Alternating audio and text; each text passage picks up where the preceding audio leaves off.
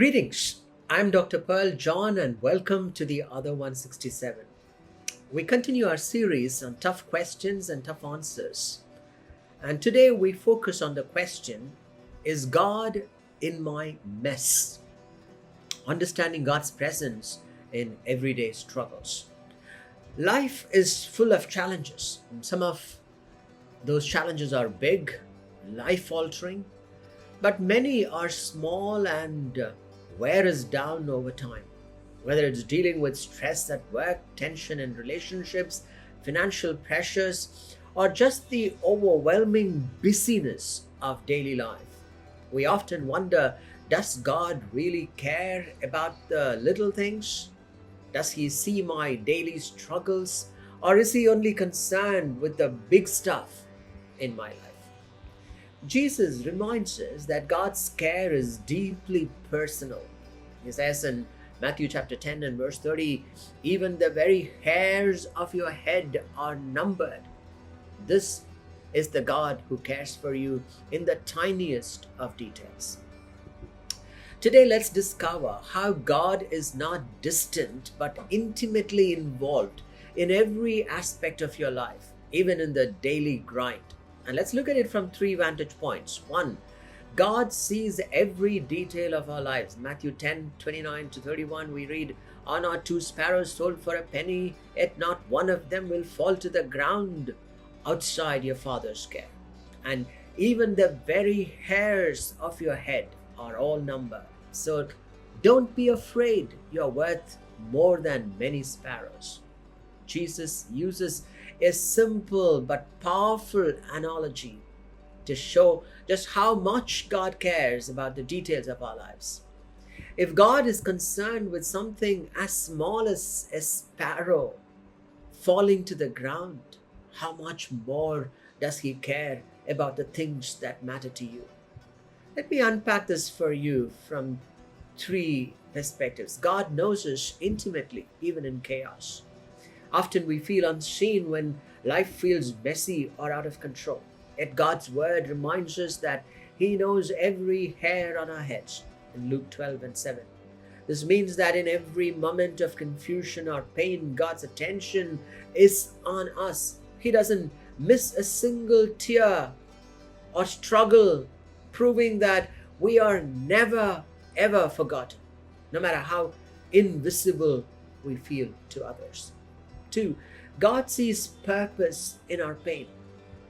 While we only see the mess, God sees the masterpiece being woven through our struggles. What we perceive as chaos, God uses as the raw material for growth and purpose. Our difficulties are not wasted. They are the building blocks of character, resilience, spiritual maturity, designed to prepare us for a greater purpose we cannot yet see.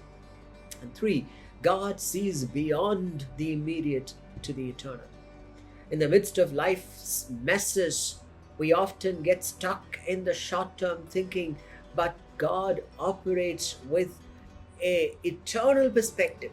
He understands how today's trials will shape tomorrow's blessings, as we read in Isaiah 46 and verse 10. God is orchestrating a plan that spans eternity, and our current struggles are part of his grand design for our future. Your struggles may seem insignificant to others, but to God they matter.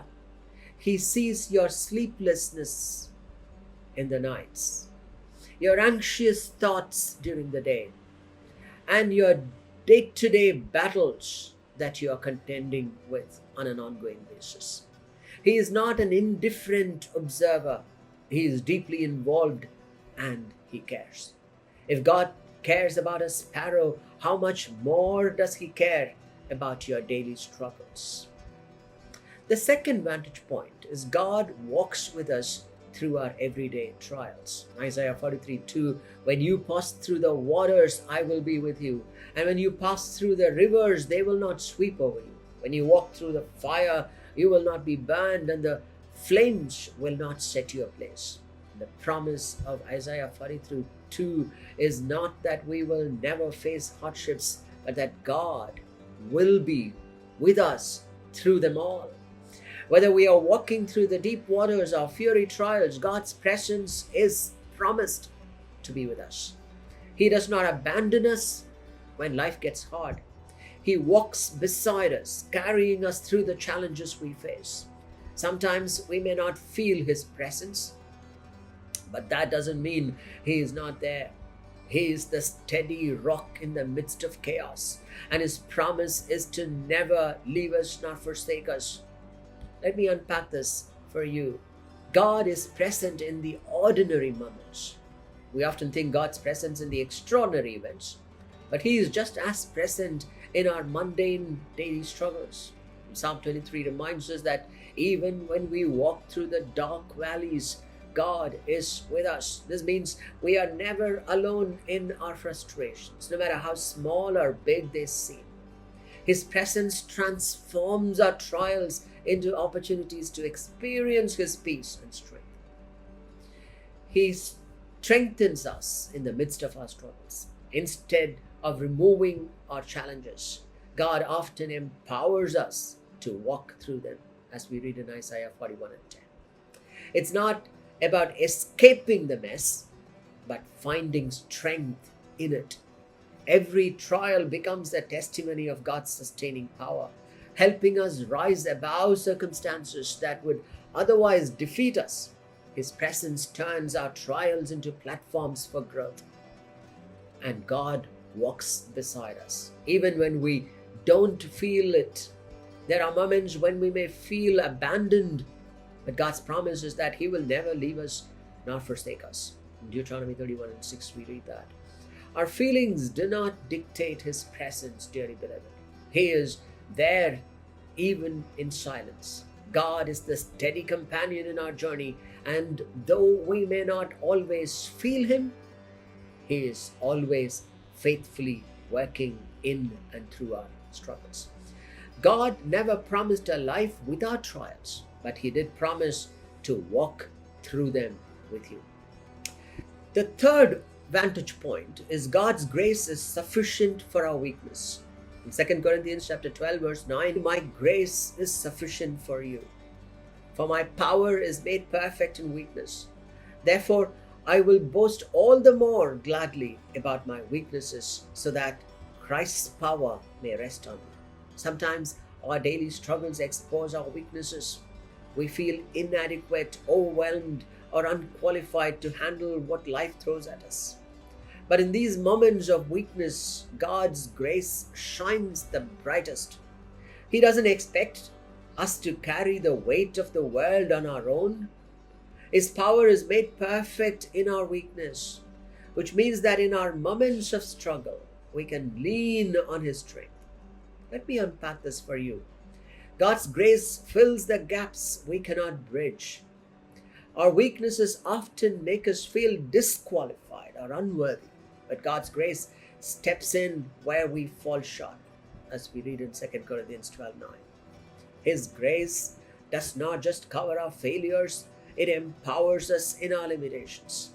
When we acknowledge our weakness, we invite His strength to work mightily in and through us, making the impossible possible.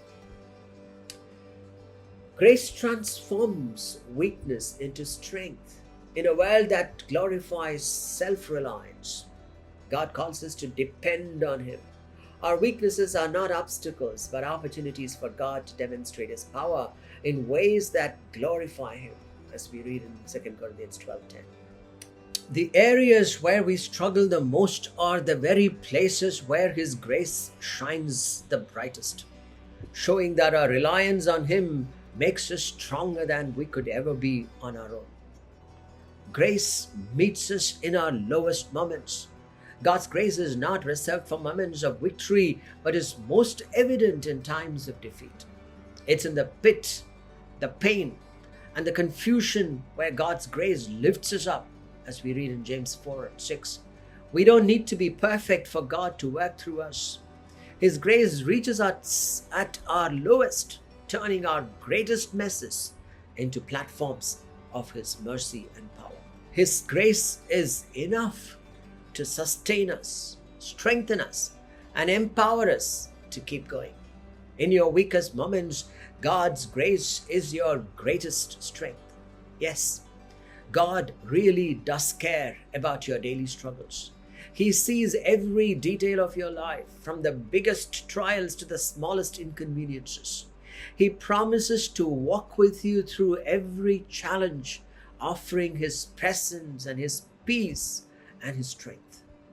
And when you feel weak and overwhelmed, His grace is enough to carry you through. Don't ever believe the lie that your struggles are too small for God. The same God who numbers the hairs of your head and cares for the sparrows cares for you. So no matter what you are facing today, whether it's a heavy burden or just the weight of everyday life, know this: God is with you in the mess, and His grace is more than enough to get you through. This is Pearl John signing off the Other 167. Thank you for watching the Other 167. We continue the series on tough questions and tough answers next week. Until then, have a wonderful week ahead. God bless.